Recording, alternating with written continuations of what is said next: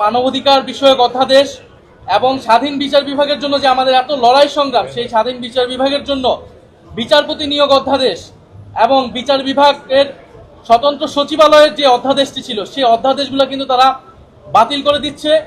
এছাড়াও স্থানীয় সরকার সম্পর্কিত অনেকগুলো অধ্যাদেশ, যেটার মাধ্যমে সংবিধান বিরোধী অবস্থান তারা নিচ্ছে, যারা নিজেরাই এত সংবিধানের কথা বলে, প্রশাসক নিয়োগ করে দলীয়করণ করে এবং স্থানীয় সরকার প্রতিষ্ঠানটি যদি না দাঁড়ায়, সেই ব্যবস্থার জন্য তারা কিছু অধ্যাদেশকে আইনে পরিণত করেছে বিরোধী দলের যৌক্তিক আপত্তি সত্ত্বেও। এবং একটা পর্যায়ে মাননীয় বিরোধী দলের নেতার নেতৃত্বে আমরা আজকে একটি সাময়িক ওয়াকআউটও করতে বাধ্য হয়েছি, কারণ গণতন্ত্র বিরোধী গণবিরোধী অনেকগুলো আইন আজকের এই মহান সংসদে আইনে পরিণত করে আজকে সংসদকে কলুষিত করা হয়েছে।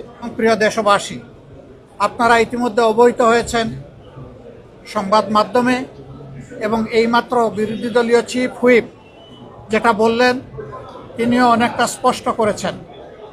আজকে সকাল এবং বিকাল দুই দফায় সংসদ অধিবেশন অনুষ্ঠিত হয়েছে। দুই দফায় এমন কিছু বিল সংসদের সামনে এসেছিল, কিছু বিলে আমাদের কোনো আপত্তি ছিল না।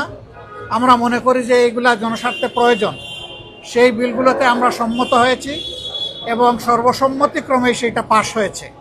আবার কিছু বিল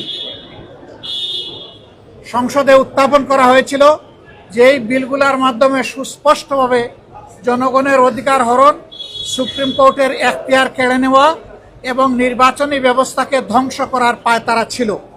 আমরা সেই বিলগুলোতে আপত্তি উত্থাপন করেছিলাম। আমাদের আপত্তিতে আমাদেরকে সুযোগ দেওয়া হয়েছিল প্রথমে 2 মিনিট। আমরা প্রতিবাদ করে বললাম যে 2 মিনিটে তো কোনো বক্তব্য উপস্থাপন করা সম্ভব নয়। তখন স্পিকার মহোদয় প্রথম বক্তাকে 3 দফায় বাড়িয়ে 6 মিনিট দিলেন, যেটা ছিল আসলেই আমাদের উপর একটা, মানে কি বলবো, অবিচার কথাটা বলা ঠিক হয় না, তবে সুবিচার হয়নি।